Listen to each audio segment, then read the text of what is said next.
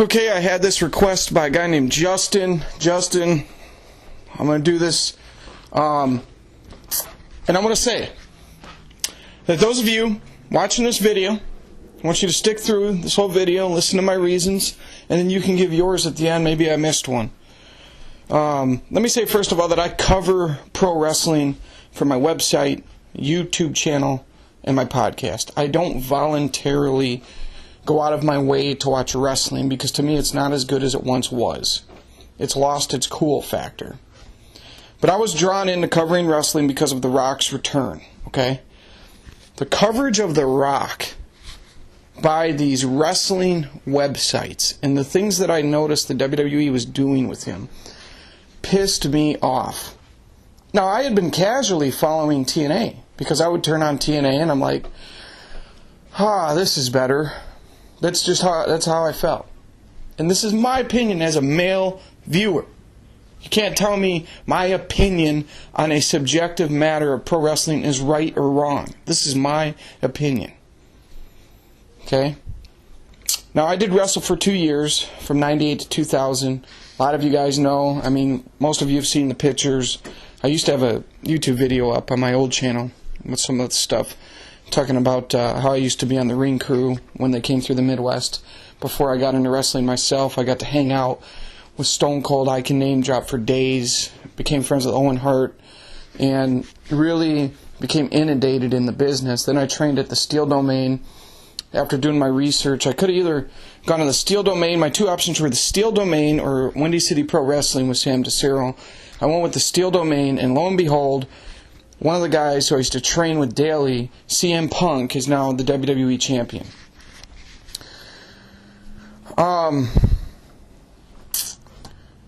So I feel that all those years of watching wrestling, being around the business when I was on the ring crew, I even set up rings for WCW. My buddy Doug and I were a little nefarious with the way we got on each ring crew, but it worked. And got to rub elbows with the best. And then I even trained with one of the best today and wrestled. Okay, I actually wrestled in matches with CM Punk too, and just a couple battle royals and a tag match. But so I know the business inside and out. I'm an old school guy. Okay, I consider myself an ECW guy. As non-traditional as the ECWA was and a little redundant with the continuous extreme matches and stuff, I just loved it because it was like pro wrestling on freaking steroids, and no pun intended. It was just what we always wanted, and it was like every match. It was awesome, man. They had great workers. It's still amazing to me that Paul Heyman got all of those great workers under one roof with the limited amount of funding that he had, but it was awesome. Loved the Monday Night Wars, the Attitude Era. Like I said, I'm an old school guy. So what I'm going to do is I'm going to give you 100 reasons why, with my perception and my knowledge of the business, 100 reasons why I feel TNA is better than the WWE. As a grown man who used to wrestle, used to work out in the ring crews in the Midwest, you know what I'm saying? Someone who's been around the business. I'm not just some mark. Alright? I actually detest what wrestling has become. But to me, TNA has a entertainment value to it. Okay, so here we go. Let's go through the 100 reasons. Number 1, 2 words. Well, 2 letters in a word. AJ Styles. Number 2, they don't pander to the children over at TNA. Number 3, and again, I'm giving this as a grown man. Number 3, ever since Vince Russo left, 90% of their storylines make sense in TNA. I can't vouch for the whole AJ Styles pregnancy thing. That was weird. But other than that, number 4, the women can actually wrestle. We've had some of the best knockouts matches lately that you've seen in pro wrestling out of the 2 companies for female matches in a long time. Number 5, consistently longer and better wrestling matches. Number 6, the tag team division. Number 7, the X division. Now sometimes they don't showcase the X division enough for my taste, but when they do, it is awesome. Number 8, 2 hours of TNA programming a week, 1 pay-per-view per month. It doesn't feel like oversaturation. I only have so much time to dedicate to pro wrestling per week, even though I'm trying to cover it. I can only take so much. Number 9, WWE has nearly half a day's worth of programming on average per week, and it's just flat out too much. And the 3-hour Raws are certainly, the 3-hour WWE Raws on Monday nights are literally a scientific cure for insomnia. Number 10, you don't have to endure John Cena kissing ass and being shoved down your throat on TNA. Number 11, the championship belts in TNA are treated with a proper level of attention. Number 12, they don't have that freak show Brodus Clay who can't wrestle for shit. Number 13, Bully Ray, hands down the funniest and best heel in the business. Number 14, Bobby Roode. Even The Rock gave Bobby Roode props on his Twitter, which I'm sure the WWE just loved. Game recognizes game. Number 15, Kurt Angle. At 43 years old, Kurt Angle still puts on a better show in the ring than almost the entire WWE roster. He gives 110% every time. Number 16, Hulk Hogan as general manager compared to the annoying AJ Lee, who absolutely sucks as a general manager. And Hogan's been doing pretty good with this thing. Number 17, Madison Rayne. Madison Rayne, who's had some of the best heel female promos in the history of the business, by the way. Not the greatest in-ring worker, but she is entertaining. She is a much more diverse and intelligent heel as a female than, excuse me, Vicky Guerrero. Fuck, I want to rip my fucking hair out when I hear that bitch. Number 18, although Santino Marella is funny in a corny sense, Eric Young is by far the superior comedy act. Number 19, Samoa Joe still gets it done, and even CM Punk still talks glowingly about Samoa Joe. Number 20, none of the TNA wrestlers have ever cut a lame, nerdy Star Wars promo like John Cena did earlier this year. Number 21, TNA features young, exciting talent like Kenny King, while the WWE constantly buries their young talent. Number 22, TNA actually pays attention to its mid-card storylines. Number 23, Kazarian and Christopher Daniels are the best heel tag team in the business. And I don't like Christopher Daniels. And I'm not talking in a Mark sense. Dude just looks weird. But they're better than... I mean, what the fuck is the WWE's tag team division anyway? Let's throw these two guys together. We'll try to be funny. Yeah, they'll like that. Number 24, James Storm. He's emerged as a top babyface in the business as a cowboy. And I think I speak for all of us. Most of us are sick of cowboy acts in wrestling, but he actually makes it work. Number 25, Jeremy Borash is one of the best in-ring announcers in sports entertainment today. Hands down, that guy's great. And I love what they do with the main events. And now the WWE's trying to copy that, by the way. Number 26, TNA's nostalgia acts and Hulk Hogan and Sting have actually been entertaining together as general managers. They've been really good and really funny with the backstage segments. There's a chemistry between the two. Number 27, TNA isn't a publicly traded company, so they don't get pulled in 10 different directions. It's more of a traditional wrestling show and not a pop culture wannabe biatch fest. Number 28, 3 words, Brooke Tessmacher Trunk. Number 29, TNA builds up stars and lets them flourish. Number 30, WWE builds up stars and has them put over their corporate biatch, John Cena. Number 31, the TNA Jersey Shore wannabe, Robbie E., is better than the WWE's Jersey Shore wannabe, Zack Ryder, by a fucking mile. Number 32, ODB is hilarious. Number 33, I've told friends, I've told family, and people on the internet to check out TNA and was never embarrassed to do so. Number 34, if I told someone to watch the WWE unless The Rock is on, I would damn sure be embarrassed when they reported back to me their thoughts on the show. Number 35, WWE absolutely buried their chances of Brock Lesnar as a dominant badass heel.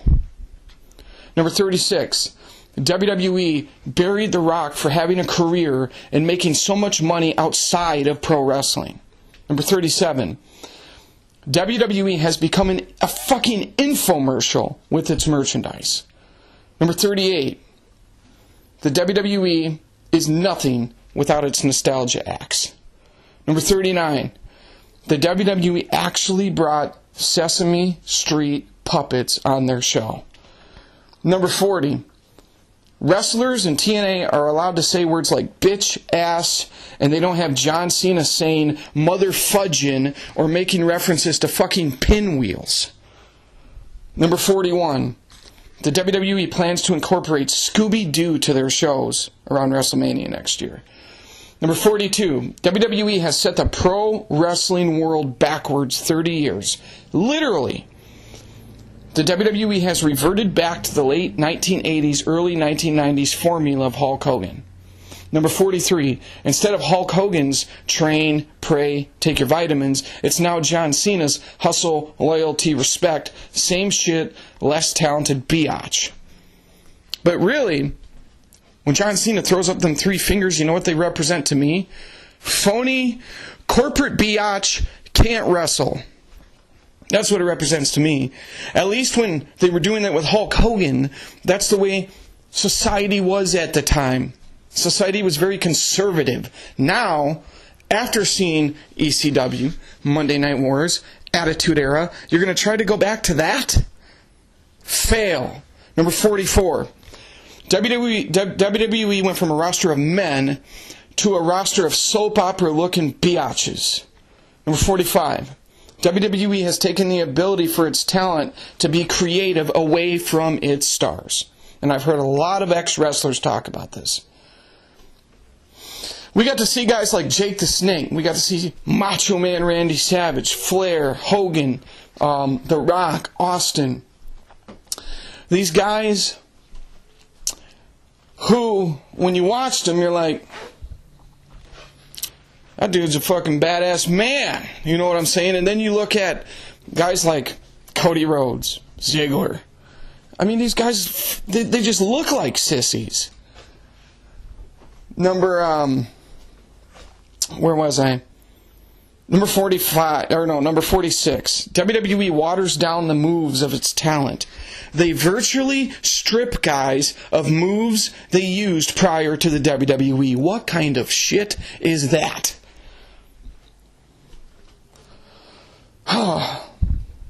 Number 47. Get this. The WWE actually has soap opera writers constructing scripts for their shows. People who used to work on shows like fucking General Hospital and Days of Our Lives. Number 48. Vince McMahon is out of touch. That simple. Number 49. Triple H and Vince McMahon actually take shots at MMA when they run the biggest candy-ass show in sports entertainment. You know how stupid they sound? With what you're putting on television, you're going to take a shot at MMA? MMA is something that is a predominantly grown male audience. And the WWE is the exact opposite. The exact opposite. Number 50. The WWE continues to fucking shove John Cena down everyone's throats. Every time you turn around, they're shoving John Cena down your fucking throat. Number 51. This is a fact. Us men don't find any entertainment in the WWE. Number 52. TNA still allows blood. Number 53. And believe me, when I wrestled, I bladed. Number 53. When someone gets cut in WWE, a gang of officials run down with towels. Oh no, we can't have blood on TV. We're simulating fighting. It's a simulated, exaggerated fighting. But there's blood. Oh my gosh.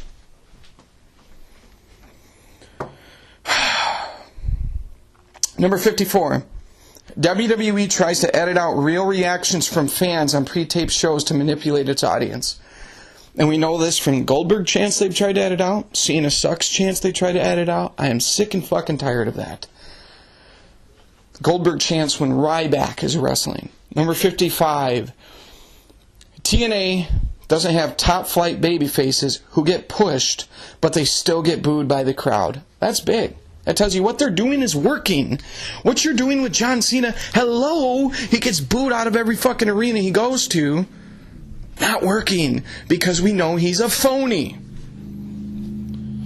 Number 56. Very important. As a sports fan, this is important to me with my wrestling. TNA wrestlers are more athletic. 57.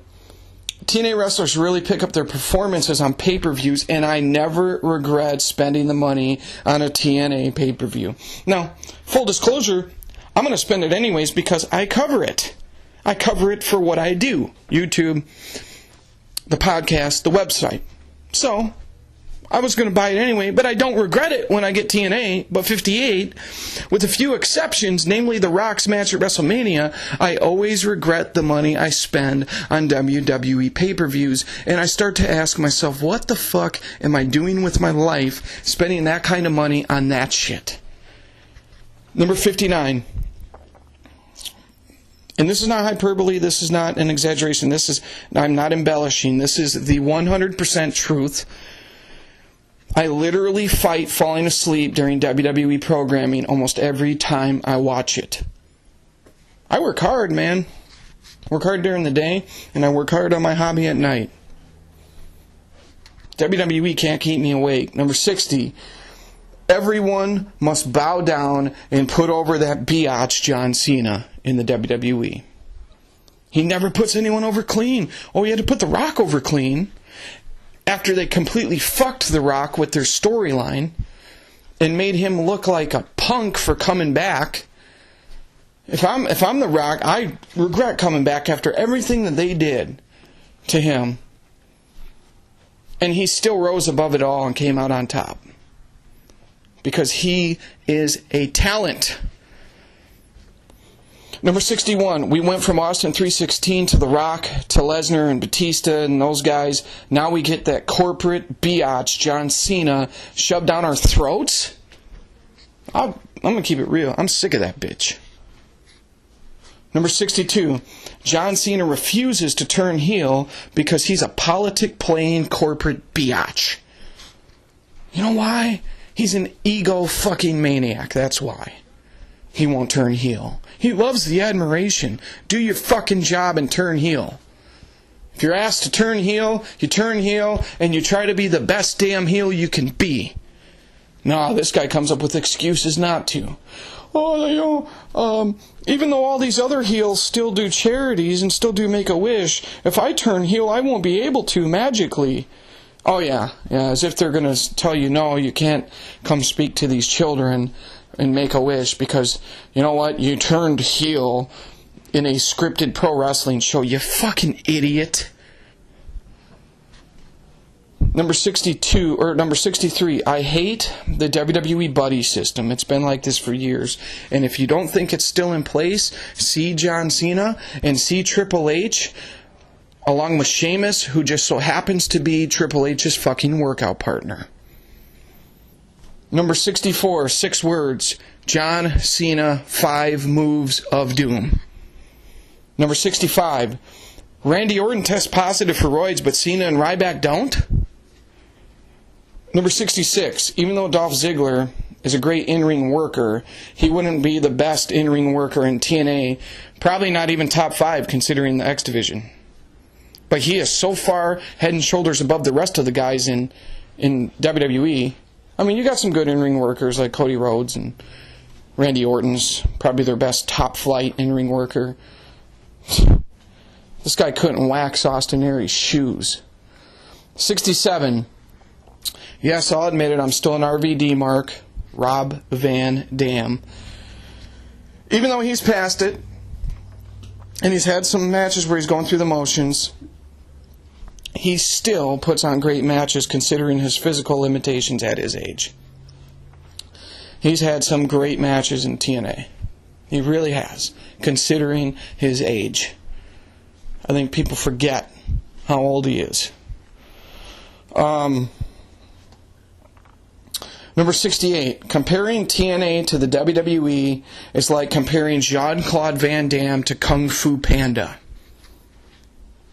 Number 69, TNA allows its wrestlers to be creative, and they actually get more free roam on the mic. Go figure. You go be creative. Here's the mic.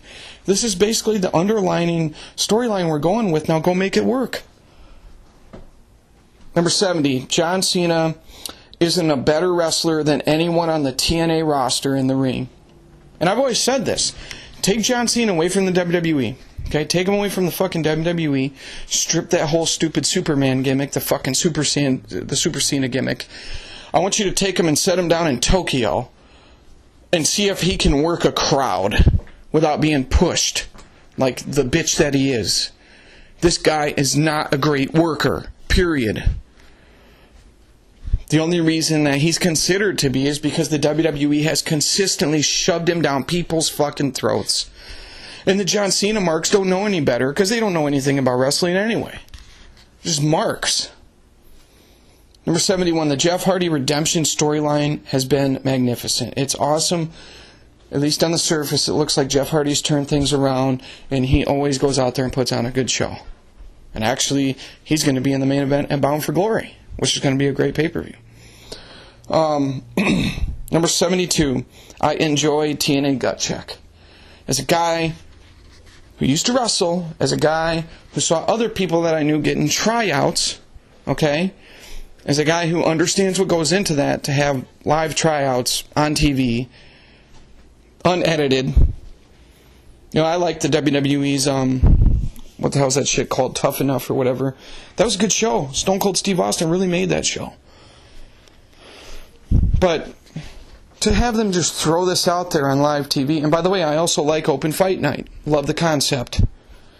Number 73, the WWE would be just a shitty public access show. Let me start again. WWE would be just a shitty public access show if it couldn't lean on previous revenue, previous reputation, and marks who are just trained fucking sheep. They'll watch whatever they put on and say that it was a slight thumbs up. Fucking marks. Number 74, TNA doesn't have political aspirations to worry about. Linda McMahon. Number 75, Abyss, a.k.a. Joseph Parks. Yes, he is more talented than Kane.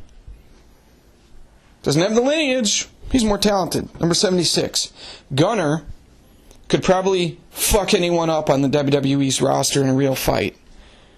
Number 77, the Aces and Eights storyline has been better than the Nexus storyline was.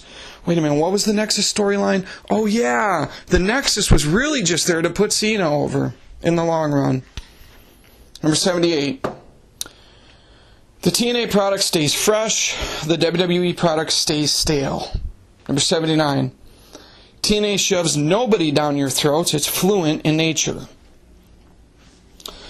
Number 80, in TNA, we don't have to see John Cena bump on his ass instead of his back, throw pathetic shadowboxing punches before each match, and nobody on TNA comes walking to the ring looking like a fucking retarded billboard full of merch like John Cena's punk ass. Number 81, TNA is a show for men. WWE is a show for kids, which is fine. But I'm giving my analysis as a grown-ass man who, again, ECW guy. Number 82. While TNA isn't up to par with the Attitude Era or ECW or even WCW at its peak, it's still exponentially better than the WWE's trash. Number 83. The WWE is an agenda-filled pile of hot shit. Number 84, 2 words, Austin Aries. Number 85, even though TNA doesn't have the money to compete with WWE's production value, and doesn't have the lineage to lean on that the WWE does, it still consistently puts on a better show. Number 86. I've been to the Impact Zone in Florida recently. It was an intimate, genuine show. You know, while I've talked to people who have endured WWE live events, and by the way, since I've retired myself from wrestling, I haven't gone back to a WWE, WWF event. And these guys that I know, they spoke about seeing 8 to 10 John Cena video packages where he's with troops and kids, and they're showing this stuff between commercials, and they try to make it virtually impossible for people to boo him, because how can you boo a guy who's so down for the troops and so down for the kids, and then guess what? He comes out to the ring and he still hears Cena sucks and boos. What a failure. Number 87. My friends Aldo and Jay went to WWE events, and they heard with their own ears "Let's Go Cena" chants being piped in through the speakers. That's right. Them "Let's Go Cena" chants you hear on TV, they get started with speakers, and then the Cena turds go right along with it. According to them, this is their words, 88. TNA doesn't have monsters hugging it out with other wrestlers. What the fuck is that shit? I mean, seriously.